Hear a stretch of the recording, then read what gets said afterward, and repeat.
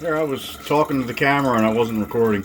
Anyway, this is my water softener drain. It comes up from the basement. It has to be up here because there's not enough room for a trap below the floor, the way my drains are situated. So I was worried this wasn't going to work, but I just ran the cycle.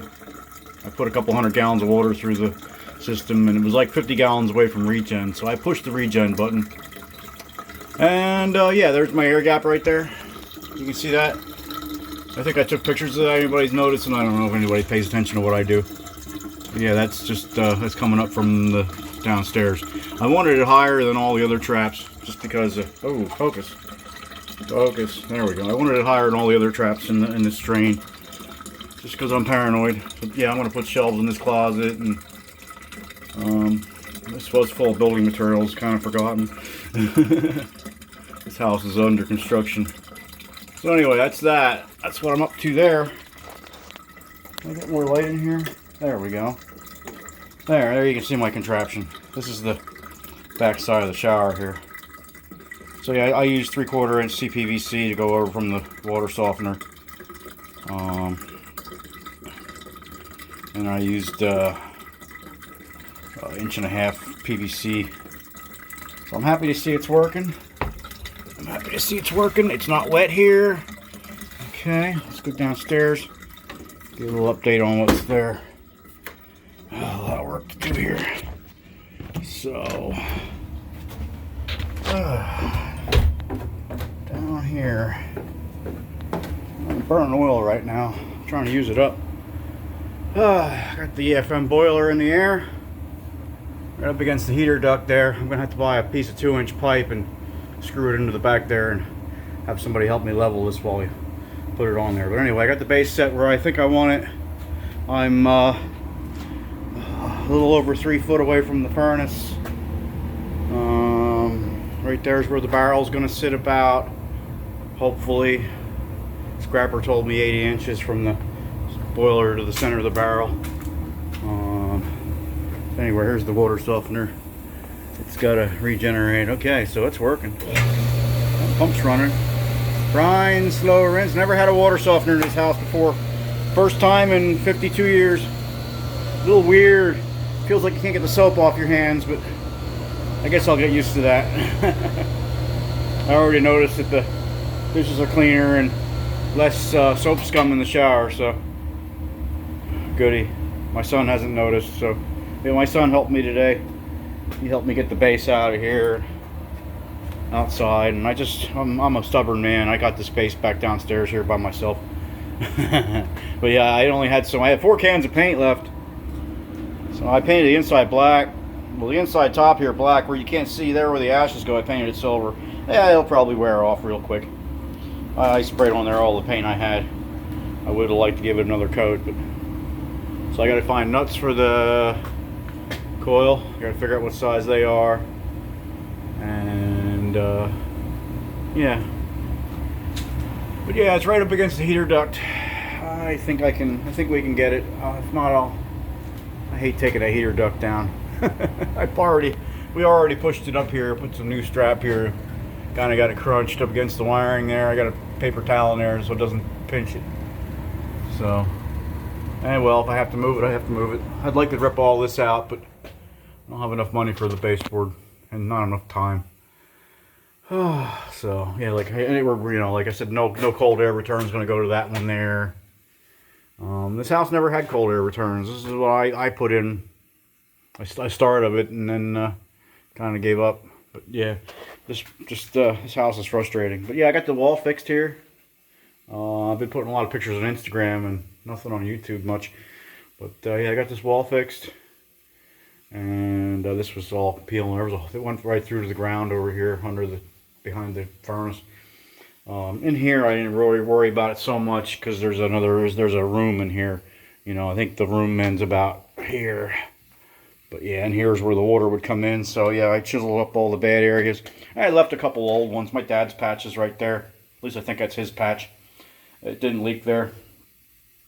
There's another one, another old patch right there. I didn't figure I need to worry about that. Yeah, I mean, the water used to come in that high. That's how high our friggin' water table used to be. We got sewer now. These blocks here, nothing I can do much about them. I tried chiseling away. I chiseled away on them for a while. That's where the old water heater sat. I had a wooden base sitting on top of this. And I couldn't remember why I built that big wooden thing that I had the water heater sitting on instead of sitting on cement blocks like I did over there. But yeah, that's why. It was, I guess when my dad had the floor put in, I guess the original water heater sat on those blocks, and then my dad had this floor put in 1971. And they just poured underneath it. So that's what we had. So I guess when I put the new water heater in 1991, I didn't know what to do but build a wooden base. I was building decks at the time, so that's what I could think of doing. Hell, I'll just build a small deck and I run around it. So yeah, the boiler, the blocks of the boiler go right up against there. I got clearance here. You know, eventually I'm going to rip this whole thing out and move the boiler over, but not this year.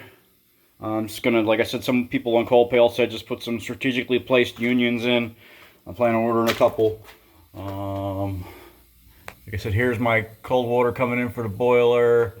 There is where the cold water will go to the coil. That's my bypass there. And then here's where the hot water will go back. You can see that was my old temporary solution there. But yeah, it's all done now. The drain works. I gotta prop this pump up a little better. I had a real idiot plumber here put this freaking tall ass tank in here with very small base, and you can see the floor is not very level. I got a 2x4 shoved in there. I got a metal bracket. It wobbles. The only thing I can think of is just I'm gonna make a freaking mounting bracket and mount to this base right here instead of the pump. You know, the motor. I don't have it real tight. But yeah, this whole thing would wobble. I don't know what else to do, you know. And this tank, I wish I had a bigger tank. I guess later on I'll put a bigger one in. But, you know, the only thing now, yeah, the barrel there, I kept worrying about, look at how, you can see how dirty our water gets, look. Yeah. Somebody told me I should have the filter before the freaking, before the pump, but I don't know which one to put it in. The 1-inch pipe or the 1.25-inch pipe. I'm not sure. This shit's scary here. This is 1960 right there, that black. That's Sears pipe. It says Sears Home Art on it. When I was, you know, when my dad bought the house, this place had mostly Sears appliances. Sears, it was a Sears coal furnace and a Sears pump, Sears water heater, Sears faucets. And I remember when I was a kid, you know, having a hard time finding parts. Dad used to get so freaking frustrated. So anyway, and yeah, like I said, I don't know. I guess yeah, I put a picture on Instagram. This furnace is junk. The pipe where it comes out of the hooks to the chimney here was all a couple. There was pinholes like 4 inches long. I put furnace cement on it. Put this new chimney in there. It was rotted off. I hit my head on the old chimney while I was working on this waterproofing, and I broke the freaking pipe joints at both ends. So I put this contraption in for the time being. Probably not code, who cares, you know, what are you gonna do? I gotta get a piece of heat board for up here. I didn't, this is the way the place was, the chimney was put in 1960. I can't do nothing about it. So yeah, I'm just gonna put I'm gonna get a piece of tile backer board, and I'm gonna space it with some washers or something, non-metal washers, and space it here, keep the heat away. You know, what are you going to do? Here's some unfinished projects here. That's the wiring for the smoke detector for the addition. Phone lines. I don't know if they're hooked up or not. You know, one project at a time. Like, you know, my dad wasn't in the best of health and just kind of gave up on the place. So, we're coming a long way. Let's see, we're doing the regen here. Yep, 12 minutes to go. My one friend said worry about the Wi-Fi alerts, but he must have got the fancier one. I didn't see no Wi-Fi on this. And there's the salt, the brine cabinet. Pretty neat. My grandparents had one of these. We never had one before. So yeah, China's holding up EFM. Yeah, I'm gonna wait for some help to do that. But I want to get everything in here. I figure, you know, that was going to be a pain in the butt. How do you guys put that baffle in there? I don't want to crawl under there with a boiler hanging in the air. I almost forgot that thing, and I remembered what it was. Where's the rest of the pieces here? Yep. I got most of the stuff in the garage. Oh yeah, here, look. I got 3 new bushel tubs for the ash. They were cheap online. And the Great Evil. Yeah, the water air heat exchanger. I know people don't like them. Well, I don't have a whole lot of time. You know, I sat around and thought the world was going to end and procrastinated all freaking summer. So there, that's that. I got to put that in. There's the pot. There's the pot. There's my extra motor. There's the worms. That's the baffle I almost forgot about. And I have this insulation here. Hopefully I can wrap the boiler with that. I got them for cheap because there was chunks missing. But yeah, that's that. If anybody wants to buy, anyone who wants any Selkirk metal Bestis chimney, I got a whole bunch of it for sale. I'm not going to need it. Well, we're gargling here. You hear it? We're gargling up. Drain's working. That's the drain. There's the drain where it comes down from the. That's the drain where it comes down. Goes into the bathroom sink drain. I didn't want to. I didn't want to put it into the shower because, you know, I know the regen gets done in the middle of the night, but my son works freaking. My son gets home late at night, and you know I don't want him taking a shower while that's doing. I don't think it'll ever overflow, but the sink gets used much less than the shower, so they're both 2-inch pipe going into that 3-inch and a 4-inch. So yeah, there's the water heater I moved it to, and that's able to bypass. I got all new water supply lines down here, except for the stuff here that I did 3 years ago. There are a few pieces of old plastic that I got to cut out. I ran out of pipe. I think that piece there is freaking 1991. You know, I meant to revisit it. Yeah, there, 91, yep. I got to cut a few pieces of this old pipe out that I reused because I was in the middle of the night when I was working on this project. But I'll have to shut the water off one day and replace the few pieces old in here. But everything in here, except for those couple pieces, is all new or up to 3 years old. And then everything under the freaking addition. That's the crawl space for the addition right there. It gets bigger as you get through past where the old addition was. But everything in there is freaking 1991. Everything. 91 or early 92. Yeah, through there. And no, you don't have to crawl through there to get there. Now, when we had the old kitchen, you had to crawl in there to work under the old kitchen. But there's a door from the outside I have to crawl in there. And that has to get insulated and waterproofed. There's the old oil tank that my dad installed in 1971. I got a new one here, but there's freaking half a tank of oil, probably less than that now. But there's a lot of oil in the tank yet I'm trying to use up. And then there's the coal stove that I was using. I got to get that, I'm trying to use up the oil, but the freaking power vent's seized up.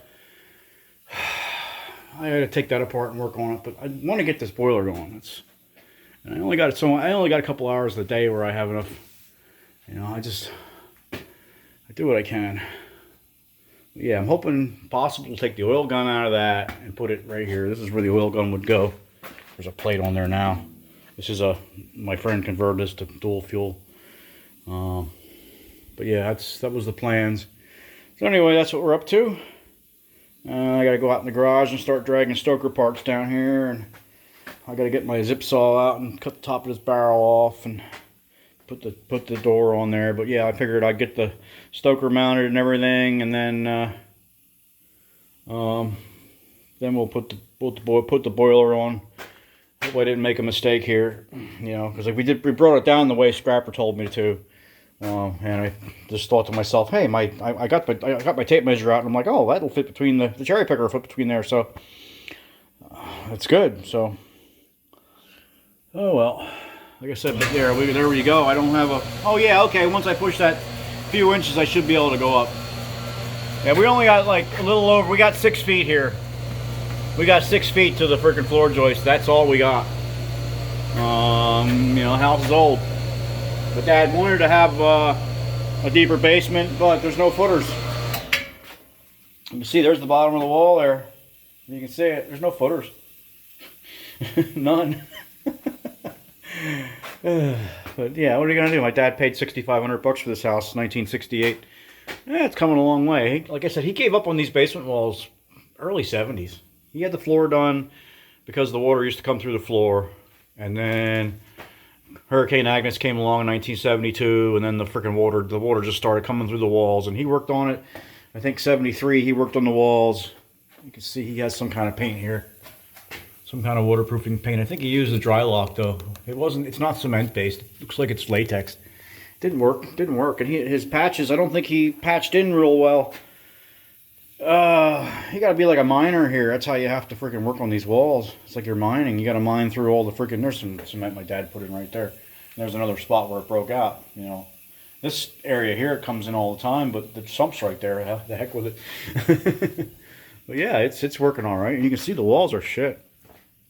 They're absolute garbage. Here's a wall I haven't treated yet, and there's a porch in front of this, so I get a little water down there, but you can see just a rubble wall. Concrete's kind of falling apart. There's some freaking voids there. See the voids? See the rock behind there? Down there. You see there's some places where my dad patched. You know, that's all. There's a rock right there. You know, I used the floor joists as the freaking forms. There's concrete on the floor joists yet. Which side? Oh yeah, some places are still concrete. Oh, what the heck? Oh, I don't know what I did. So, okay. All right, oh, we're still recording. Okay, I bumped something on my phone and things went haywire. So that's where we're at. We got the basement tour. A little messy. Trying to clean up. Still draining. Still draining. I don't see a flood down here. I was worried we were going to have a flood. Nope, no flood. And then I got to cut the air conditioning out of here. It don't work anymore. I think the evaporator's bad, and I got to put the heat exchanger in there. I hope there's not any. I hope the Freon leaked out. I know it didn't work for more than a couple hours when I charged it 3 years ago. So, what a waste of R22. So, alrighty guys, that's what I'm up to.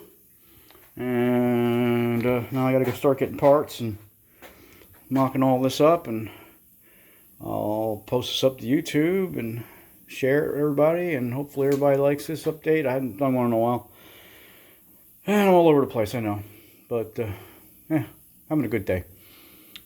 Glad to get something done.